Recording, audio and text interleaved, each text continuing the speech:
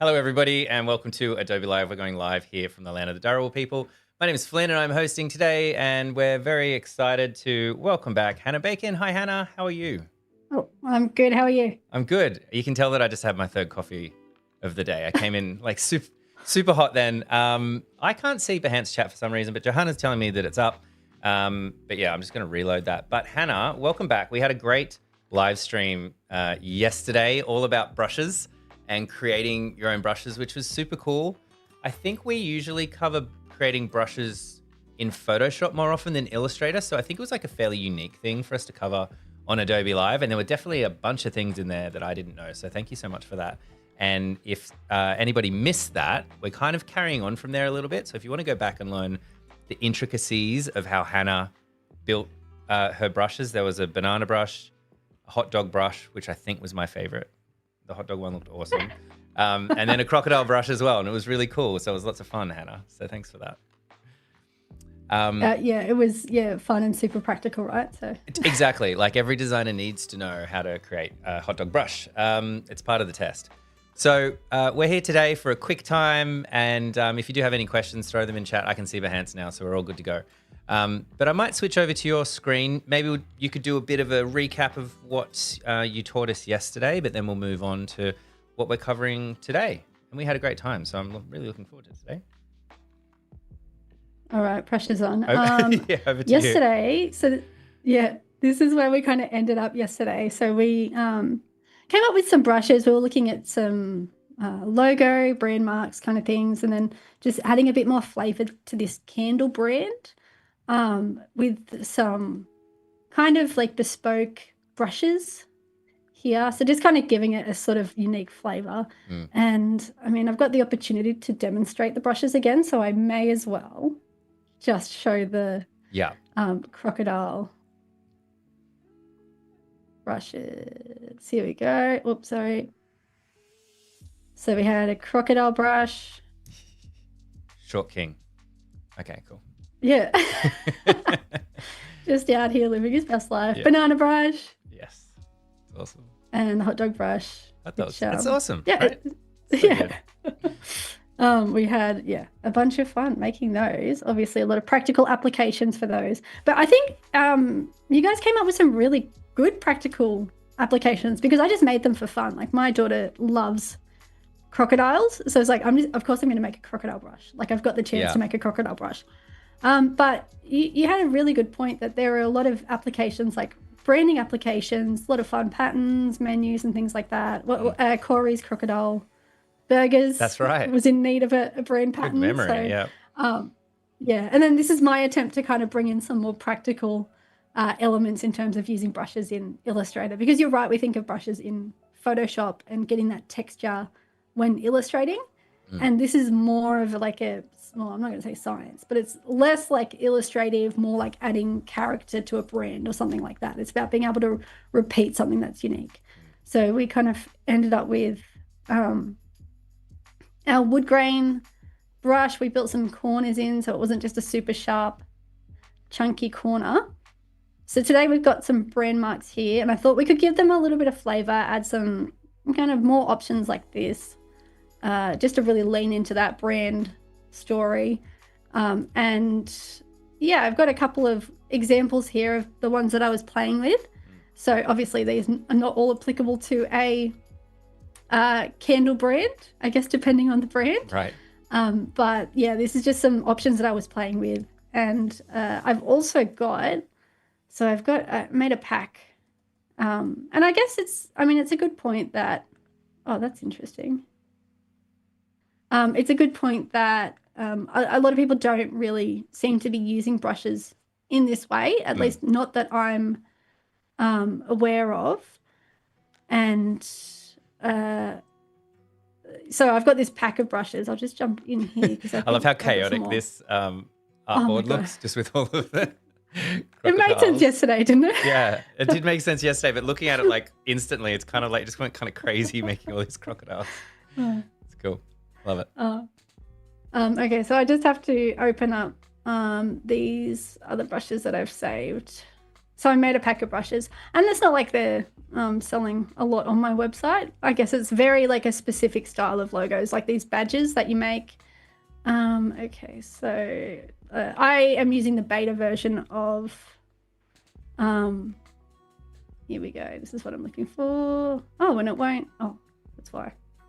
I'll get there. And so it's a different version for the one I typically, other libraries. Here we go. Sorry, everybody. Different type of file. Is that why? Yeah, it's just let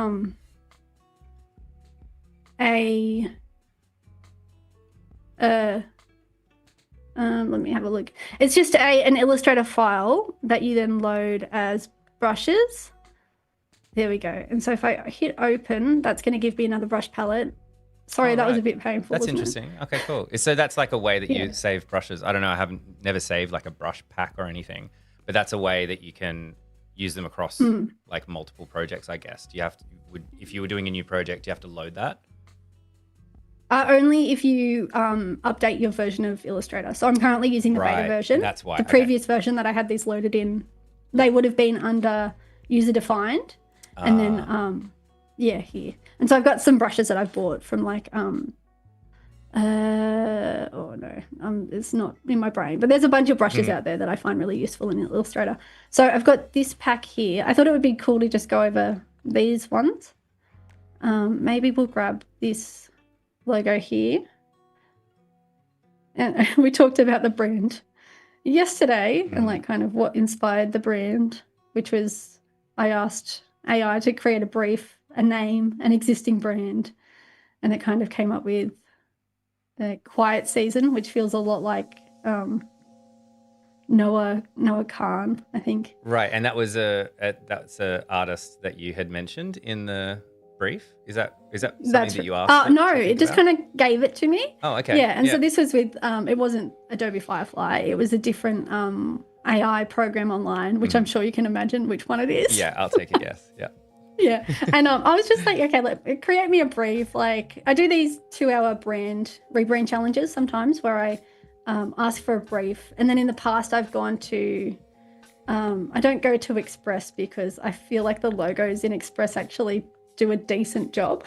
So I go to Canva, and like I just find typically like thinking, okay, I'm a client. What would the client do? They'd find a generic kind of brand logo. Yep, that looks like what I usually see. I'll select that. I kind of make this fake brand based on the brief, based on what AI tells me. Oh, these colors would look great. Right. And then I give myself a 2-hour time limit, which I never, ever, ever stick to. And I rebrand. I go, okay, with the designer's eye, how can we take this brief? So they want it to look autumnal, like they want it to be rustic and anyway, and so it's just like reinterpreting it. I never stick to the 2-hour time limit. That's kind of what I came up with. How far so obviously over the 2 hours do you typically go? It's hard to say because it's usually broken up into chunks. Like can I show you one, or should we just keep working? No, go for it. Let's jump around. So good. Dive in. Yeah. It's kind of like it's broken into chunks. So I'll work on it for 2 hours, and then it's like, okay, I got to go look after the kids. Yeah. And then I'll come back and work on it again. So I like 2-4 hours, whatever. I've got an Instagram reel on it. Yeah. So this is what it gave me. The color palette and the logo, and then this is my reinterpretation. I think this took about probably 4 hours, honestly. Yeah. And so it's like, how do I take these elements? So they want the blue, the name, incorporating the meaning, and then turn it into a brand that has some form of personality. So instead of just the generic look and feel, it's like, okay, how do we roll it out into... That's cool. I like that. It's quite interesting, isn't it? Because kind of the way that like AI tends to work is it's kind of this crowdsourced solution to things, and like the opposite. It's like very interesting for graphic design. Like when you become a new graphic designer, you're like, okay, how would you rebrand this country cafe? And you can imagine if you close your eyes, you can imagine like 3 different versions in your head, right? As an experienced designer. Yeah. But then you kind of know that you kind of generally don't want to look exactly the same as all these other country cafes. And so there's this difference between, yes, that makes sense from a design perspective, but does it make sense from an advertising and marketing perspective, because you don't want to look the same in a market. So Yeah. it's quite an I like that as an exercise, because the AI is always going to spit out, this is what it should look like by looking at other things in the field, but you don't. Yeah, You the sum generally of don't the want to look average of exactly the everything same, out right? there. Yeah. Anyway, Yeah, sorry, I which went is, on tangent. and there's nothing wrong with that. Yeah, I feel like Yeah. the clients are coming in usually if they're heading to Canva to get a logo. They're Yeah. probably not at the point where they want to rebrand. They're ready to take the next step, Yeah. and they're just trying to fit in. Yeah. And it's like, well, how do we take that brief then that the client might be wedded to, almost like, this is what I think, this is based on AI, it knows everything kind of thing. How do we actually reinterpret it in a way with our skills that we think, okay, this is going to work? Yeah. So I've got like illustrations and stuff. Oh, I don't know where the little illustrations went to. Oh yeah, I've got another one. Should I show you another one? Yeah, let's have a look at one more. This is really cool. I like it. It's out there somewhere. I think it's for, like, I really like the rustic style. Oh yeah, here we go. Of, like, that's just the design I'm drawn to, is that really rustic. I mean, I love food, so, and it's like, I get to pick what I'm doing. So this is the one it gave me. This is the color palette. It's like, yeah, I mean, it makes sense, right? Like, you'd see that, you'd be like, okay, it's a health food shop. Yeah. I get it. And then you kind of reinterpret it with, I love to jump into Adobe Express to find the stock images, and then I can save it to the library and just copy it, like drag it from my library in Illustrator straight in. Yeah. So it's like accessible. Yeah. Yes. So just like, reinterpreting this one, and then kind of going all in on the illustrations and that style. This took probably like 8 hours. Yeah. So Yeah. not quite a 2-hour project. It's amazing how But anyway, much time you can spend on something, right? But you probably liked it, enjoyed it, want to expand it and stuff. Put it on the website. Yeah, and I had Cool. full creative freedom. Like, that's the difference between working with clients and stuff, is like, it's something to be mindful of, is I don't want clients to think, oh, I can just get a brand in 8 hours, that's all I'm paying for. It's like you're working with a person who has their own ideas and their own objectives, and this is just me going, I think that looks good, kind of thing. Yeah. So it's a different story. But I guess in relation to this, it's obviously it's gone, okay, I think you want a rustic candle brand, like, this is who it would be for. I think it said if autumn was a personality trait, and then it's giving seasonal depression. So Right. Yeah, that's it. I mean, it's getting cooler here. Yeah. As opposed to the other side of the world, it's probably getting nice and warm. But very true. Yeah. And I think it's something to be wary of as designers, is, it is just an average, a sum of everything out there. It's not going, you can't trust it either that it hasn't just pulled it from somewhere else. Yes, that's So, true. like, Yeah, true. Yeah, I would never just be like, this is great. Like, all this design is my original design. And I reverse Google image search the logo, because you don't want it to be too similar to anything else out there. But like, this stuff here is fairly generic, and you never know, it could have pulled it from somewhere. A couple of times I was like, can you just check that this isn't someone else's work? And they're like, oh, you're right, it seems like this is very similar to someone else's. Oh, really? Yeah, wow. Okay. AI. Yeah. You have to really specify, like, please don't copy anyone when you give me this information. Right. It's a minefield. Anyway, where are we? Okay, so yeah, that's our brand. Oh yeah, here we go. Sorry. And so I thought we could just grab our logo, and we're going to make like a little shield outline. Cool. Nothing special. So I've got my 2 shapes. I'm going to use the shape builder to join it together. And then I'm going to select the 2 points here, hit the S key for scale, which is like, just and then you can drag the points and they kind of scale at the same time outwards. Do you have to select them both? You selected the top right, top left? Okay, cool. I So never if I used the just scale use tool. the direct selection and pull one way, it's going to pull them both in that direction. But if you select them both and hit the S, then it's going to do that. But that's a good point. Like, if I just select one and press S, what happens? I guess it doesn't really know what to do. Yeah, nothing. Oh, okay, cool. All right. Anyway, so we're just going to scale that out to give it a bit of like, bit of fancy shield shapeness. Nice. Let's make a copy, because that's just who I am. And then we'll join it together with the shape builder tool. All right. So that's like, yeah, okay, I get it. It's a bit of a shield Nice. thing going on. And it's just like you've obviously got your logo to start with and you want to, I don't know, you can kind of give it a bit more flavor. So we've got a series of brushes that are designed to be like borders or little bits inside of the logo. And these, like we talked about yesterday, can be scaled up and down. You can see there's like some weirdness going on in there. So you have to like work on making sure the lines were the right length or width. You can also then export it and kind of like adapt it. But it's all about saving time while you're coming up with the ideas. Yeah. So like, rather than having to build it from scratch and then going, oh, it doesn't really work. Start again. And you're like, oh my God. The client's like, oh, I don't like it. And you're like, oh, good. I'm going back to AI. Yeah. Tells me everything I do is great. And so these ones have like some organic kind of corners in there. And we've also built a corner piece for it. Yeah. So that it can really work with like whatever shape you want to give it. I mean, you probably wouldn't do that, but if you wanted to, you totally could. So these are like, these are more serious ones. And then these are really fun, these little brick. Oh, that's cool. Brick versions. Yeah. Yeah. And so I've got like and it has the corners built in. The corners are nightmare but worth it because like imagine trying to illustrate that. And that's it. It'd take like you ages. I think we spoke go. a little bit yesterday about kind of saving time for when you're trying to be creative and you're trying to just kind of get lots of ideas out, or maybe you want to send a couple of these to your clients and you can say, hey, obviously this isn't perfect, but here's a couple of what do you think? Yeah, what do you think? Like just a couple of quick little kind of digital mock-ups, and just save you some time as you go throughout your career, right? Yeah.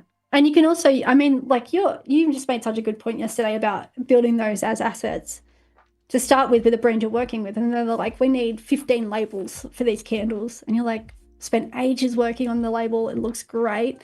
It's got like a 3 stacked brick, but each of the words or the titles are different sizes. So you can just apply the brick label if that suits the brand, and roll it out heaps easier. And you can also hand it over to a designer who might not have as strong a skill set in that illustrative kind of domain. Yeah.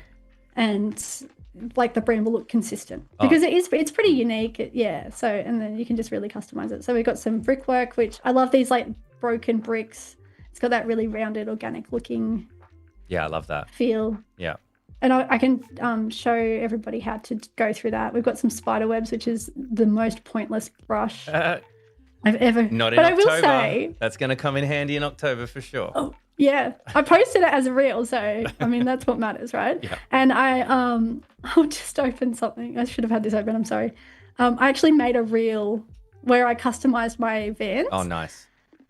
And this is a brush. This chain here is a brush because to try and get that curve is just, it takes ages. And this is also a brush here. Oh, cool. So that helped me create the assets to then cut out, customize my Vans.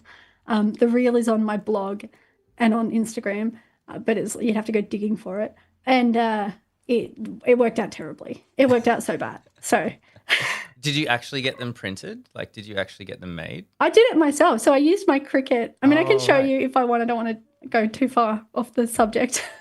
But, maybe at the end. If we've got time at the end, how about that? Okay. We'll check it out because I do want to see it, but I used my Cricut to cut out some heat transfer vinyl to iron on. Like my husband came home and he's like, I've got you these shoes. They were $70. They were on sale. Like, isn't this the best thing ever? I don't like the black Vans because, I just don't. And so I was like, all right, I need to like change these up a little bit. And so brand new pair, I ironed on the chain pattern and I coloured in the sole with like an oil-based marker that in theory is waterproof. I've never worn them out. And it just did not work out. Like I ruined a perfectly good pair of shoes. So. Oh, damn. Apparently Vans and Converse like are really coming back into vogue with the kids, apparently. My wife was telling me she's more connected with that stuff. It's like, wow, it's all come back again? Oh my gosh. Yeah. I'm waiting for emo to come back in. Like I'm going to shine. Like you just wait. My whole cupboard is just black and white. So yeah. Plain tees. Always. Yeah. Always in fashion. Yeah. Also never in fashion. Never in fashion. Yeah. Depends how you look at it, right? True. But yeah. I've got some banner brushes. Like these are over the top, but I like They're cool. that you can customize it. So you chop it off here and kind of, if you're really going all in on the banner element of your brand, can you imagine how frustrating it would be to kind of come up with those just to ideate around it? Because like they're not perfect. You could definitely rasterize it or just expand it and then use it as a guide and kind of create over the top of it. Yeah. Because they're all geometrically sound. It is even. It's just that some of the bits are a bit like, well, there. And so you could then recreate that. But like, especially for stuff that's like just more of like a curved line. Yeah, it's cool. You can, especially like social media stuff as well. You don't want to be sitting there. And so this one is one with like less of those folds, less extravagant. The corners are just off their heads though, which is, yeah, but you can just round them out to. Yeah. So I just really like the way that you can build the corners in and then it becomes like a really flexible system, and worst case scenario, you can then use them as a guide to recreate what you need to. And then again, you can scale. Totally. And then as you said, like before, like kind of expand, like it's always good to not spend tons and tons of time on the very first kind of prototype, particularly when you're working with clients, because obviously there's going to be changes. So just getting that first round, getting those ideas out and getting them kind of a mock-up version, like, hey, this isn't final, like this isn't final warning. But it's like, is this the right direction? Like, or which one of these 3 or 4 different ways do you think we should go? Or here's the idea executed in 3 different ways, which is like the most on the right track. And then it's just getting that back and forth with the client at the start and then go, cool, now I know what to do to execute. I'll, be back in a week is like so valuable. Like if you can get there faster and get onto the, polished design execution side of things. That's really cool. Yeah, totally agree. And like not like giving them the option, not being married to the work where you're like, if they reject this, I'm going to be so upset because I spent ages working on it. Yeah, exactly. Just be like, yeah, it's not working. It's working. Like, do you guys want a banner? Yeah. They're like, maybe it looks too complicated. Okay, there you go. Maybe we feel like checkers instead. Yeah. So that's like, just build. I mean, if it's something that you're doing commonly or, you build in like, I keep saying flavors, but you got that like more organic feeling. You get add some texture to make it more rustic. And then you can kind of dial it up, dial it down, do what you need to. Roll it out over different brands. It's just different assets as well. So this one's like the just straight lines. And like, can you imagine maybe someone smarter than me, which is honestly like, that's not hard. But maybe someone out there can illustrate that, no problems. Like they've got no dramas about it. Not me. So not me, and then this one's like all nicely kind of. Oh, that's cool. Then we got some texture in there. Yeah, it's like really, really versatile. And so I like that. Oh my God. So I watched the stream back yesterday and I just zoom in and out so much. And I'm really sorry if that's. Oh, I don't notice. I think it's useful. It's funny. Some illustrators will do it quite a lot and rotate the canvas quite a lot as well. Oh, yeah. I can kind of see. Because you kind of have to look at it and make sure the composition's working and then sort of zooming in. Usually it happens a lot during like the sketching phase. So like the traditional kind of like blue lines or red line sketching to get the composition. And then but once they get to line work, it doesn't really, it happens less so. But yeah, there's like it's like that thought process. Because they're just like quick zoom out. Does that make sense? No, it's too like the negatives and they're so quick. The negative space is all wrong. So zoom back in, try to get it right. It's so, it's like muscle memory. Everyone's like, are you, none of them are you okay? You just, yeah. So like you can go through and toggle these. And I think some of these are just like really stock standard, giving it that sort of like, you could do like a vintage flavor or like a really bespoke kind of, feeling to something like a seal or something like that. It's really good for brand marks. So this is obviously the logo, but then you can go in and create some alternate brand marks. So here I've got like our text on a path. this one outside and then another one here. And it's like, it is kind of messy, so you can layer it, but it is about just being able to roll it out and see what looks good. And to me, it's like, yeah, it's kind of a bit too, like that doesn't really suit the vibe of a candle brand. So what I did was, all right, so this opens up in a different palette. I'll just jump back into this one. We've got some options here for like ones we can explore to create a couple of lookups. So we've got like the leaves, which is, I like this idea and I'd like to build on it, but I don't like how distorted they become. Because it's like, I see. Yeah. Yeah. So it's kind of like, oh, so close, but so like that is not too bad at that size. It's giving like 1995 menu. Yeah, it is a bit. Yeah, I know what you mean. That's how, or like maybe like word art, you know, not word art, but like when you can add a border in Word. And I think that's the thing is like it's coming in, it's not creating something that's just generically, here's some leaves. It's more specific to the brand that you're creating. So like, does it need this kind of organic feel? Yeah. Does it need like chains? Like, is that what you're going for with the brand? And yeah, I think it's fun to play around with. It's, I think it's easy to get lost in like, oh, I'll just try this one. I'll just try this one. So having a plan is probably a really good recommendation. But I just wanted to show this little element here. So I've got these banners and you can kind of use it to create these banners coming in off the side. And then when you go to expand it, you can clean it all up. I think what works well as well is just like grouping it with a little box behind it. So you can kind of work in a way where you can see where it's all working and you want to chuck some text in there or whatever. You can, I think I grouped that. Yep. And then you're like, okay, yeah, that's what I like, rather than like having to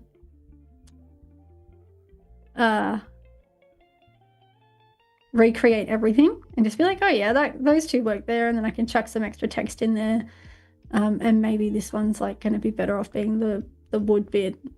I mean, it's a lot. I'm not going to say it's not a lot because it is a lot. What's the white box behind it for? I missed that. I missed the so reason for that. Like if I get rid of that box, then it's transparent. Oh, okay. And you can't fill it in because it's not a shape yet. You can definitely fill it in. Yeah, you can definitely fill it in.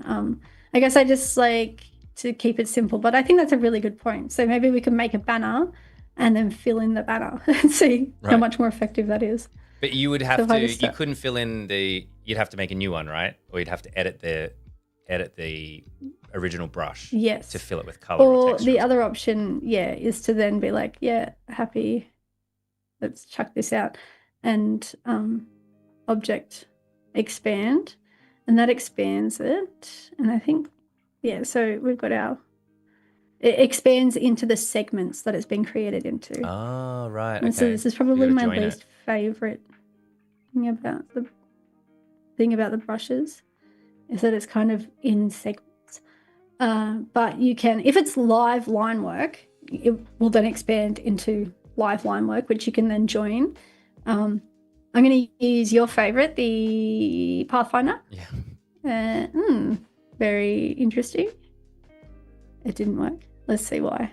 Oh, yeah. But so just for argument's sake, you can then join all of those together. Oh, yeah.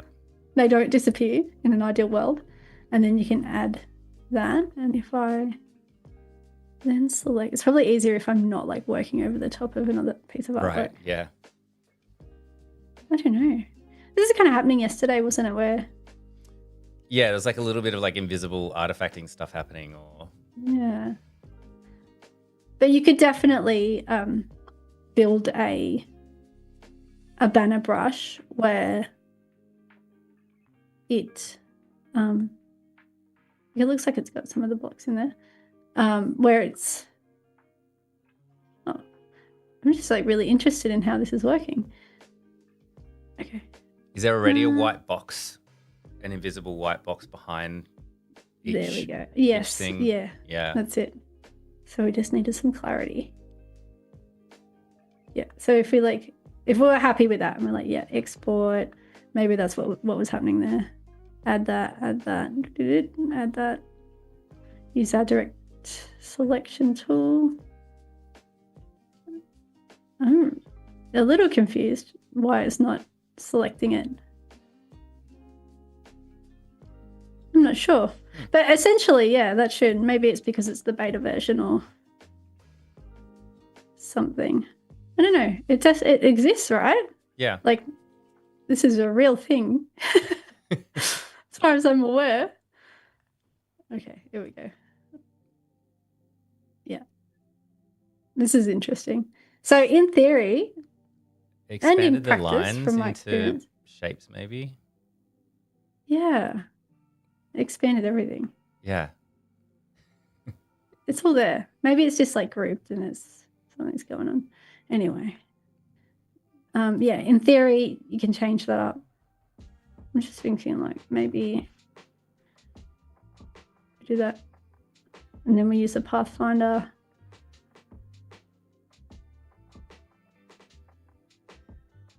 And then now I'm just gonna like, instead of clicking inside it to make that shape, yeah, and then we could just create Y. And it looks like there's an outline or something around that. Yeah. Which I'm gonna leave down just so it hides the edge of that box, but you could definitely go and tidy that all up. Yeah. And like, yeah, you could definitely make that to start with, but it's about being able to like kind of customize the shape, the length. Yeah. And once you expand it, it's just a shape anyway. So you want to get it 100% right. Exactly, yeah.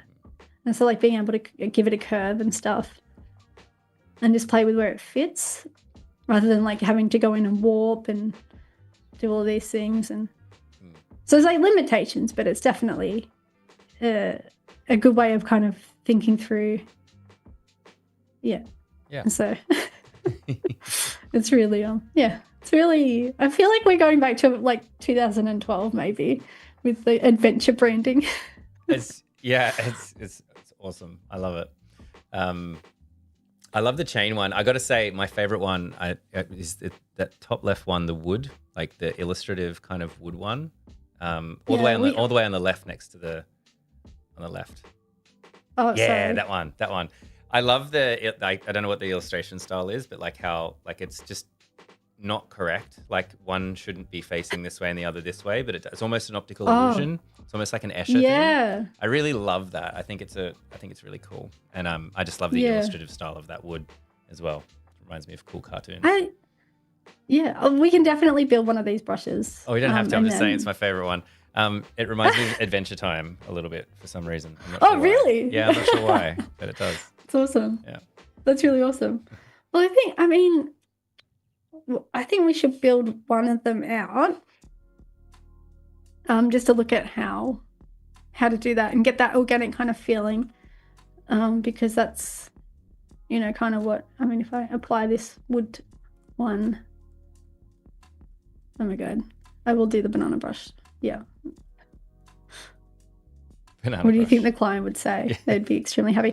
I feel like I've lost my bounding box or something, or like accidentally hidden the handles. Oh yeah, there we go. Yeah, perfect. So I think I've got the wooden one here, but we don't have corners, so we could definitely build out corners. And the other one that I have that's kind of interesting that I used Adobe Firefly to help me generate is like this really, you've seen those like really black and white kind of, they look like they've been like vectorized illustrations. And so like, that's kind of giving Blair Witch a little bit, but I thought it was really cool how you can bring illustration into it. Yeah. And turn those into like elements. Yeah, especially with like, I can imagine like wedding invites and stuff, flowers, and some of it gets a bit crazy with like the length, the distortion of the leaves. That looks awesome. But it's kind of cool to add those like rustic elements, more organic elements in there. Yeah. Anyway, so should we give the wooden brush a go? Or Sure. I mean, I've got these like little arrows as well. The arrows are cool too. Give them a go. Maybe we'll do the arrows just because they're a little more straightforward and I'm thinking about the time. Yeah. Oh yeah. And wow. it just looks really like hand drawn, which Yeah. is nice. All right, so get rid of this chaos. I mean, I do like these because you can just kind of like make some of your own kind of unique elements. Yeah. It's like sit together little, piles of sticks. It's really cool. If you need them.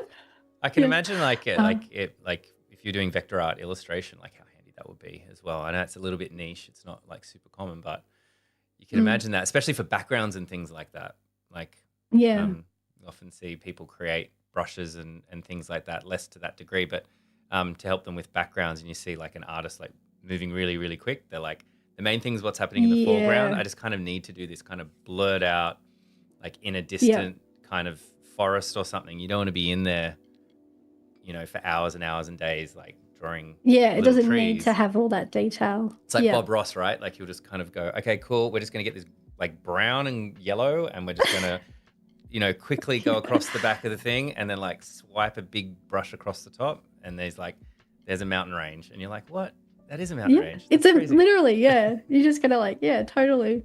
I wish I had that confidence too, like just to be like, yeah, this thing is this thing, and you're like, oh my god, it works. Totally. Yeah. I get stuck in the detail. I don't know about you, but I get very stuck in the sticks. Yeah. I guess. Stuck in the weeds. Yeah. No, I'm the same. Yeah, stuck in the weeds. I'm the Yeah, same. where I'm just like, okay, we need to make this.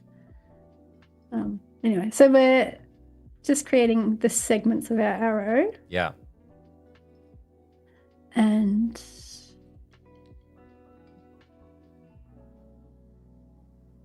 actually, yeah, I'm just like trying to make it as aligned as geometric as I possibly can because, yeah, I feel like that replicates, like you have a little more control over how it's going to end up looking, and at least you can predict what situations it's going to work in, if that makes sense. Oh, yeah. Or cancel. So we're going to reflect that.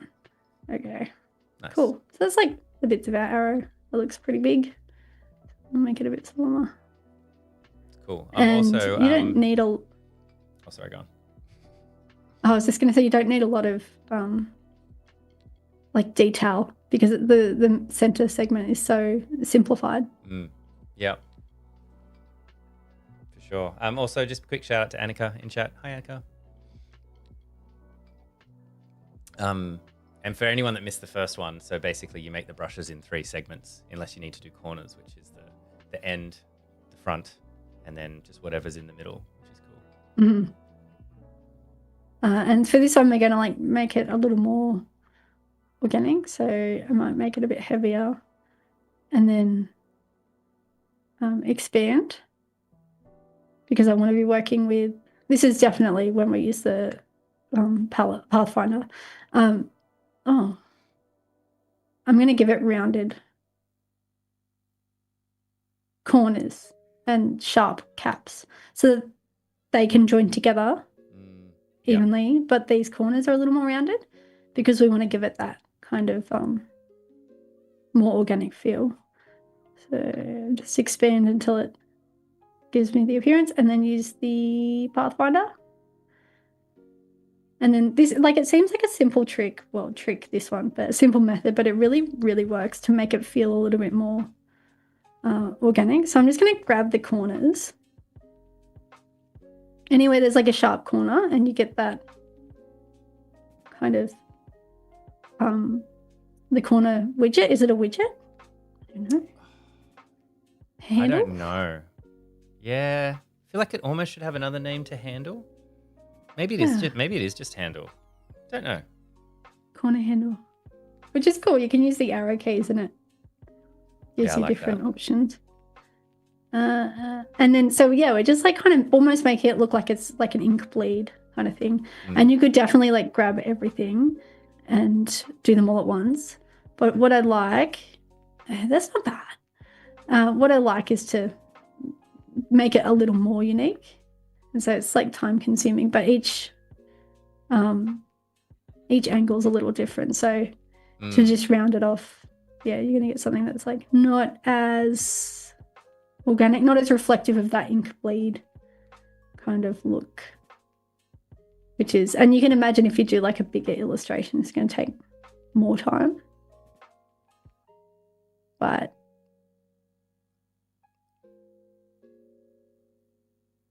yeah, there we go.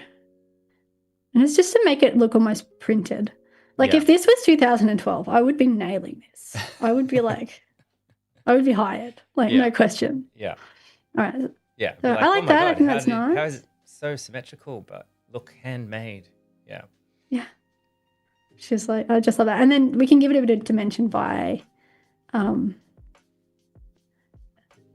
shading in one side of it too. Super simple. Then we'll just, all right, we're going to ungroup. And we'll just ungroup. Let's bring them down here. I thought about what you said this morning when I opened up this document about how you just start a document with 48. Yeah. I'm like, hey, I need to do that. That makes so much sense.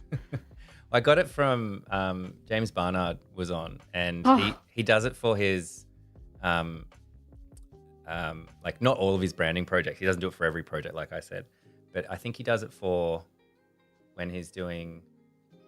Actually, I can't remember, but because of that, I ended up saving a file, and I was like, I'm going to try that. That sounds good, rather than adding things constantly.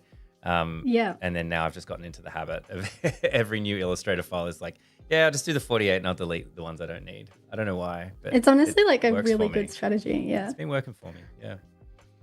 I'm going to, so just in the brushes here, I'm just going to add a new brush, add it as a pattern brush because we want these segments, and like the corners going to work fine. It should work fine. I say that, it probably won't, but it should work fine because it's just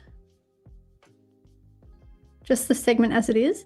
And I think I might need to add the boxes to this too. So we'll check that at the start. Oh, maybe it's okay. Okay. And then to the end. Okay. And then if I use the N key to draw out some lines. Oh yeah, it worked. Okay. So sometimes, like yesterday, we talked about adding in the boxes for more complicated shapes. But this is like the absolute chaos that this branding is. Like, I wanted to add some arrows in, like amazing. Yes, signed off. Love it. Yeah. There should be more arrows pointing to our logo. This is how it works. Yeah. This is what it's all about. Branding 101. That's it. Yeah. Like, have you guys heard of us? Because you have now. And I bet you wish you hadn't.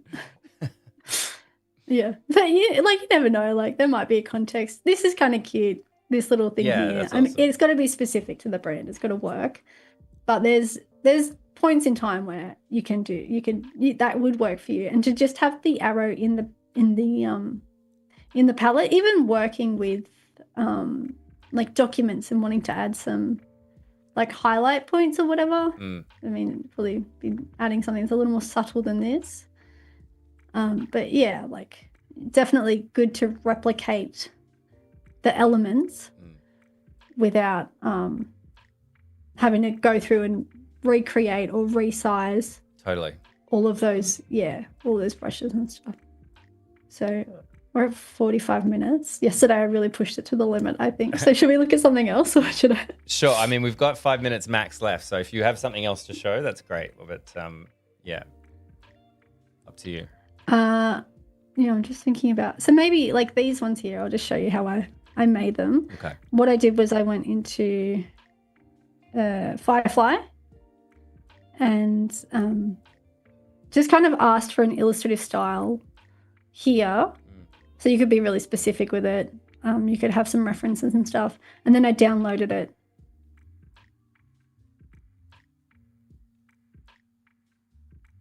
And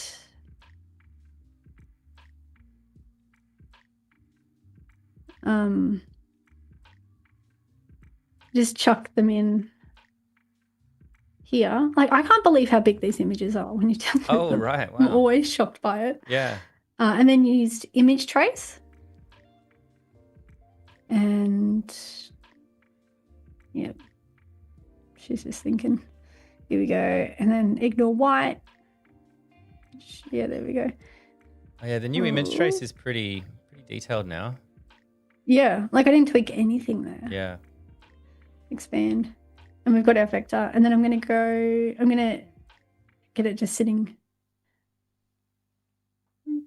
pretty horizontal. Object, transform, reset bounding box. So that it's not like a diamond or, that what was that in for? that part? I missed that part. Reset bounding box. So that makes it a so, rectangle around the most extreme. Oh, because it was still at an angle when you expanded it or something? Yeah. Right. Okay, cool. Yeah. I didn't know super annoying. So like it expands, exactly in that direction. And then you're kind of stuck with these bits and you're like, oh, right. I don't need it. Object transform. So you can That's what that does. reset. Yeah. Good to know. So it used to happen a lot when you would like resize rectangles and stuff. Mm. And then you kind of skew it. Yeah, I remember just always redoing things. I didn't really know you could do that. Okay, cool. That's a cool tip. Yeah. I like that. Very cool. From here, it's super handy because like even though you can work with it, it's just so annoying. Yeah. And they fixed it. And they didn't fix it. I've learned on the internet somewhere how to do it. Yeah, I'm learning it right now. That's great. It's cool. Yeah. There you go. That's why we're here. That's why we're here. Ooh. Okay, cool. And then you can kind of, so you selected it. It's pretty big, so that's going to come in huge. So when you add things to the brushes palette, it does matter what size they are in the document. If they're too big, then when you draw it in, it's going to be like massive, and that's your 1 point scale. So if you scale up and down from that point, it's going to affect it. You can add it. I guess you could turn it into a pattern brush, but I'm just going to add it as an art brush, and I'm just going to stretch it to fit the stroke. Cool. And then it's going to add it to my palette just there. And then if I use my pencil to draw a line, it will like bend it to the position. I love that. Yeah. So it's a cool application, right? Because you can make these slightly different vector illustrated sticks that will totally work, but don't have to be like optically identical. Like they don't have to be different assets each time. It can be the same like drawing, and it really just looks like you've redrawn it every time. Yeah. And you get a couple going, and it really gives you an option to make it look more unique. And you can kind of like, there are circumstances where you've got these little illustrations in amongst logo lockups and in packaging and stuff, and like it has to be the right brand. I think I say that like every time. Yeah, totally. It's a really good way of not having to draw out these elements every single time. It still looks okay. And then you go ahead and you expand it from there. Like you could give that a white background, object, expand appearance, and then it just turns back into a vector, which is like pretty nice. And you can go in and warp individually, but I mean, literally just drawing.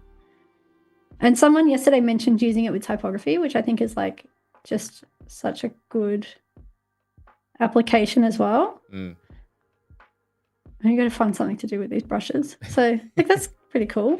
That's cool. I love it. We are out of time, unfortunately, 12:50. So that's all the time that we have today. We'll have to wrap up there. Super cool. Thank you so much, Hannah, for everything today and yesterday. And if you've made it all the end to this video and you're like, okay, I want a more in-depth kind of look at how to create brushes, Hannah covered that in the first episode. So there was a lot of back and forth and questions from the audience and myself. So that's where you'll get the really detailed kind of version if you're after that.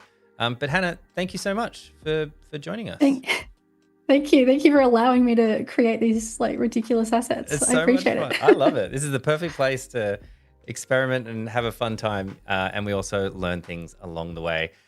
Thank you, Dark Hours Co, for looking after us in chat. And Annika, if you're still there as well, anyone watching live or on demand, we'll be back and we'll see you next time on Adobe Live. Bye, everyone.